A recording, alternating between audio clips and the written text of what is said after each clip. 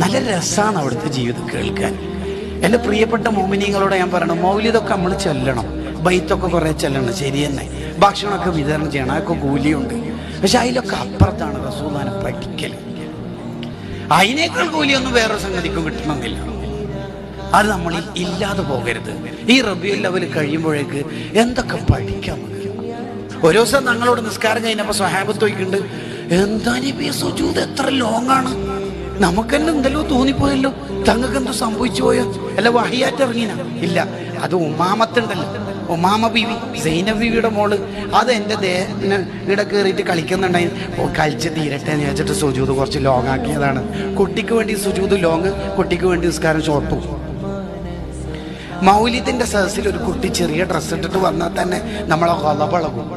എന്താ മഹബത്തല്ലേ അല്ലേ? ശരിക്കും പറഞ്ഞാൽ റസൂലുള്ളാഹിനോടുള്ള മഹബത്ത് എന്ന് പറഞ്ഞാൽ റസൂലുള്ളാഹിന്റെ സ്വഭാവം നമ്മളെ ജീവിതത്തിൽ ഉണ്ടാവുക എന്നുള്ളതാണ്.